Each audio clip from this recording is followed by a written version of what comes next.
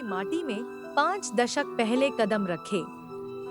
दक्षिण भारत के आदिवासी अधिकार कार्यकर्ता येसु समाजी फादर स्तानिस्लास लूर्दस्वामी का जन्म 26 अप्रैल 1937 को तमिलनाडु के त्रिचनापल्ली विरागलुर गांव में हुआ था।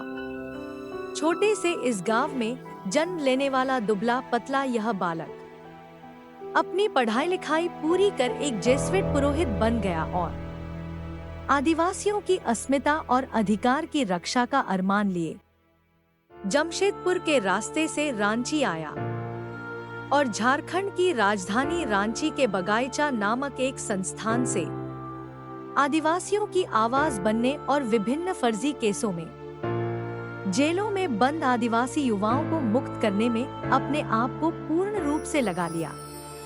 उन्हें लोग प्यार से फादर स्टैन स्वामी के नाम से पुकारा करते थे। एक येसु समाजी जेसुइट पुरोहित और सामाजिक कार्यकर्ता के रूप में उन्होंने 3 दशकों तक आदिवासी अधिकारों की रक्षा और आदिवासियों पर हो रहे अत्याचार और उनके जमीनों को हड़पने के विरोध में कार्यरत थे। न्याय के लिए प्रेरित करने वाली घटनाएं। उनके जीवन में 2 घटनाओं का बड़ा प्रभाव पड़ा। पहली, जब एक येसु समाजी के रूप में वे 1970 के फिलीपींस की मनीला में समाजशास्त्र में मास्टर डिग्री प्राप्त की, जहां उन्होंने देखा कि लोग निरंकुश प्रशासन के खिलाफ कई विरोध और प्रदर्शनों किया और उनका तख्ता पलट दिया था।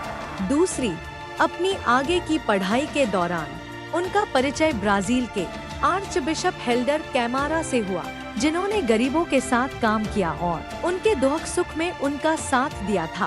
फादर स्टेन स्वामी ने अपने पढ़ाई के दिनों से इस बात को गहराई से समझ लिया कि अन्याय करना और अन्याय सहना दोनों गुनाह है। जब वे 1975 से 1986 तक बेंगलोर में जेसुइटों द्वारा संचालित भारतीय सामाजिक संस्थान के निदेशक थे, तभी से उन्होंने गरीबों, हाशिए पर पड़े लोगों और उपेक्षितों के लिए उनका हक दिलाने का बीड़ा उठाया। आदिवासियों के अधिकारों की रक्षा लिए 3 मांग। जब फादर स्टैन स्वामी झारखंड आए तो उन्होंने 3 बातों पर विशेष ध्यान दिया। पहला, आदिवासियों के जल जंगल जमीन की रक्षा। दूसरा, संविधान की 5वीं अनुसूची को लागू करना और तीसरा, आदिवासियों की सुरक्षा, कल्याण और विकास के लिए केवल आदिवासी समुदाय के सदस्यों के साथ एक जनजाति सलाहकार परिषद की स्थापना कराना। गिरफ्तारी। जिन आदिवासी मूल्यों और लोकतंत्र के सिद्धांतों के लिए उन्होंने अपना जीवन समर्पित कर दिया, उसी समाज के हितों की रक्षा का दावा करने वालों ने उन पर उन्हें आतंकवाद फैलाने के आरोप में गिरफ्तार किया।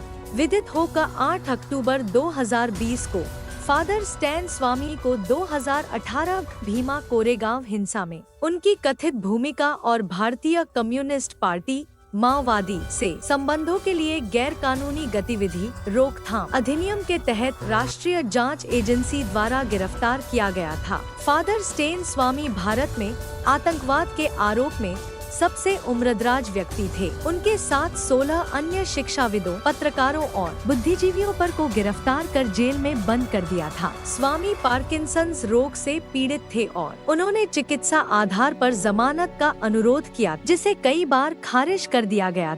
मृत्यु। इससे पहले की कोरोनाग्रस्त और पार्किंसनग्रस्त 84 वर्षीय आदिवासी हितों तथा मानव अधिकारों के जुझारू कार्यकर्ता जेसुइट फादर स्टैन को न्याय मिलता। उन्होंने मुंबई के होली फैमिली अस्पताल के आईसीयू विभाग के एकांत कोने में अपनों से मीलों दूर 5 जुलाई को न्याय की लड़ाई लड़ने का दायित्व एक नई पीढ़ी के कंधों पर छोड़ सदा के लिए दुनिया को अलविदा कह गए। फादर स्टैन स्वामी के पीड़ायुक्त निर्भीक वचन अपनी गिरफ्तारी से 2 दिन पहले प्रसारित एक वीडियो में फादर स्टेन स्वामी ने साफ साहसपूर्ण शब्दों में स्वीकारा था कि उनकी गिरफ्तारी उनके काम से जुड़ी है, क्योंकि उन्होंने तत्कालीन सरकार की दमनकारी नीतियों के खिलाफ अपनी असहमति को जोरदार तरीके से उठाया है। आदिवासियों के प्रति असंवेदनशील और निरंकुश बर्ताव से उत्पन्न स्थिति के बारे में उन्होंने कहा था कि जो कुछ उनके साथ हो रहा है, यह सिर्फ उनके साथ नहीं हो रहा है, पर यह एक व्यापक प्रक्रिया का एक ऐसा हिस्सा है जिससे पूरा देश नकारात्मक रूप से आहत और प्रभावित है। उन्होंने यह भी कहा कि हम सभी जानते हैं कि कैसे बड़े बड़े बुद्धिजीवी, वकील, लेखक, कवि, कार्यकर्ता, छात्र, नेता सभी को सिर्फ इसलिए जेल में डाल दिया जाता है क्योंकि उन्होंने भारत की सत्ताधारी शक्तियों के खिलाफ अपनी असहमति जताई है या उनसे सवाल पूछे हैं। उन्होंने बड़े ही गंभीरता से कहा था, हम सभी इस प्रक्रिया के हिस्से हैं। मैं इस प्रक्रिया का हिस्सा बनकर खुश हूँ। मैं मूक दर्शक नहीं हूँ, बल्कि इस खेल का हिस्सा हूँ और इसके लिए जो भी कीमत चुकानी पड़े उसे चुकाने के लिए तैयार हूँ। तलोजा जेल से विचाराधीन कैदियों के लिए चिंता। तलोजा सेंट्रल जेल में बंद रहने के दौरान अपने जेसुइट सहयोगी को लिखे पत्र में स्वामी ने कैदियों की दुर्दशा पर प्रकाश डालते हुए कहा, ऐसे कई गरीब विचाराधीन कैदी यह नहीं जानते कि उन पर क्या आरोप लगाए गए हैं। उन्होंने अपनी चार्जशीट नहीं देखी है और बिना किसी कानूनी या अन्य सहायता के सालों तक जेल में रहते हैं। उनके दिल में लोगों पर हो रहे अन्याय के प्रति पीड़ा तो थी, पर उनके शब्दों में आशा की किरण भी सहज ही देखा जा सकता था। उन्होंने पत्र के अंत में कहा, लेकिन फिर भी हमें एक साथ गाने से कौन रोक सकता है। पिंजरे में बंद पक्षी भी गा सकता है। फादर स्टैन स्वामी के प्रेरक विचार। सच्चाई इतनी कड़वी क्यों हो गई है? असहमति इतनी असह्य और न्याय पहुँच के परे क्यों? सच्चाई की आवाज बुलंद हो। असहमति व्यक्त करने के अधिकार की रक्षा होनी ही चाहिए और किसी भी कीमत पर न्याय गरीबों के दरवाजे तक पहुँचे। असहमति, हर असहमति का सलाखों के पीछे डाल दिया जाना शासक वर्ग की देह से कांटों को निकालने का उपक्रम है। उन कांटों को चुभते रहना चाहिए। न्याय गरीबों से दूर, वर्तमान प्रणाली में झूठे आरोपों से ग्रसित जरूरतमंदों के लिए न्याय उनकी पहुंच वाले संसाधनों से परे हैं। आदिवासी आवाज को जेल की सजा। जब आदिवासी युवा ढांचागत त्रुटियों के विरुद्ध गोलबंद होने लगते हैं, अब उनके ऊपर वर्षों तक अभियोगाधीन कैदी के रूप में गिरफ्तारी और जेलबंदी के खतरे मंडराते रहते हैं। नियमित निकायों के दबाव के कारण सरकारें राष्ट्र के आम नागरिकों के प्रति अपनी जिम्मेदारियां निभा नहीं पाती। भारत की कानून और व्यवस्था।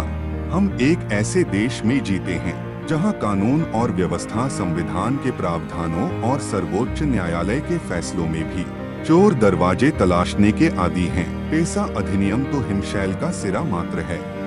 दमन के शिकार आदिवासी कब तक ढांचागत दमन के शिकार होते रहेंगे? न्याय में विलंब होने का मतलब है न्याय से वंचित होना। विचारों की असहमति व्यक्त करने वाला राज्य सरकार के शरीर पर चुभा एक कांटा है। गरीबों पर अत्याचार। जब भी गरीबों के प्रति असमानता और बहिष्कार आम बात होने लगती है, तब यह आम नागरिकों का दायित्व है कि वे इन बुराइयों के विरुद्ध उठ खड़े हों। प्रजातंत्र खतरे में। आदिवासी नक्सली होने के संदेह पर गिरफ्तार। दलित नक्सली होने के संदेह पर गिरफ्तार। जब आज का दर्शक और पाठक इस समाचार को एक सामान्य घटना की तरह देखने और सुनने का आदी हो जाता है और ऐसे समाचार में कुछ भी बुराई देख नहीं पाता, तब ऐसी स्थिति स्वस्थ प्रजातंत्र के खिलाफ एक खतरे की घंटी है। मानवाधिकार कार्यकर्ता की पीड़ा। मानवाधिकार कार्यकर्ता संत्रस्त किए जा सकते हैं, परंतु पराजित नहीं। स्वतंत्रता की राह बहुत लंबी है। खदानों की खुदाई, आदिवासियों की विदाई। झारखंड के खदानों की खुदाई न केवल पर्यावरण, उपजाऊ धरती और जलाशयों का विनाश करती है, किंतु वहां बसने वाले आम लोगों को पलायन के लिए विवश करती है। आदिवासियों के लिए मसीहा, सरकार के लिए देशद्रोही। आदिवासियों के अधिकारों की लड़ाई लड़ने के कारण सरकार मुझे देशद्रोही कहती है। अगर यह बात सही है तो मैं वही हूँ।